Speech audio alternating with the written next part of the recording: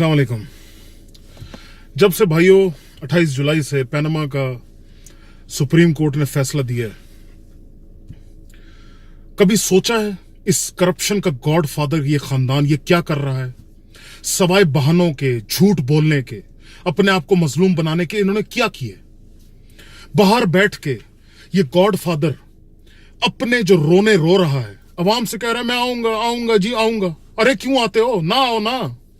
आते हो तो इस गरीब अवाम का पैसा ही जाया करते हो। 50-50 गाड़ियां तुम्हारे आगे पीछे घूमती हैं। सरकार के खर्चे पे पंजाब हाउस के अंदर बैठ के हमारी बिजली जाया करते हो, हमारे खर्चे पे। दिया क्या है? लिया ही है हमसे। भाइयों ये मैं बता दूं, इनका एजेंडा सिर्फ और सिर्फ इस मुल्क को बदनाम करना है, इसके इदारों को बदनाम करना है, इस मुल्क में भी और दुनिया में भी। किसी दिन मैं बोलूंगा, मुझे पता है, मैं ये जानता हूं कि ये किस तरीके से इस मुल्क को मजीद खोखला ये करना चाहते हैं और ये करेंगे। इनकी पूरी की पूरी कोशिश है। क्यों? क्योंकि कीना तो रखना इस गॉड फादर की आज की नहीं, इसकी 65 साल जिंदगी का रिकॉर्ड है। भूलता नहीं है ये। अदालत के सामने, अदालत के जवाब के सवालों के जवाब के अलावा हर बात करने के लिए है इसके पास। अदालत के सवालों का जवाब नहीं देना बेसिक सा सवाल है। और 600 करोड़ के तुम्हारे पास फ्लैट है, एक नहीं 4 6, बता दो कहां से पैसा आया, बात खत्म। वो जवाब नहीं देना। वो आइया भाइया बस मारते रहना है। फला ने साजिश की, फला ने झूठ बोला, फला ने ये किया, फला मेरे खिलाफ ये। ओ कुछ भी नहीं हो रहा।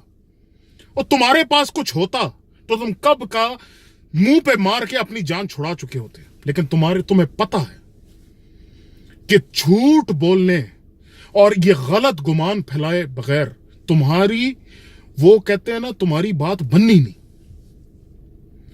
भाइयों आप लोग नहीं सोच सकते कि ये किस किस्म की एक कैंपेन चला रहा है इंटरनेशनली, इस मुल्क को मजीद खोखला और इस मुल्क को आइसोलेट करने की, इस मुल्क को दुनिया के सामने तबाह करने की, इस मुल्क की 2% की दुनिया के सामने करने की, सिर्फ और सिर्फ अपना बदला लेने के लिए, सिर्फ और सिर्फ इस दुनिया को यह बताने के, इस मुल्क को यह बताने के लिए कि मेरे साथ किया है मैं भी तुम्हारे साथ करूंगा। कमाया इस मुल्क से, बादशाही इस मुल्क से की और बदला भी इस मुल्क से ले रहा है बेशर्म। मैं बता दूं, छुड़ा लो इससे जान अपनी, वरना याद रखना किसी को मुंह दिखाने हम काबिल नहीं रहेंगे। ये जो वापस आया है ना, ये इस एजेंडे से नहीं आया कि अदालत में अपनी सफाई पेश करेगा। ये इस एजेंडे से आया है कि ये रोडों पे, सड़कों पे, टेलीविजन पे इस मुल्क के इदारों को बदनाम करेगा, इस मुल्क के इदारों की तजलील करेगा, इस मुल्क के इदारों के खिलाफ झूठा गुमान फैलाएगा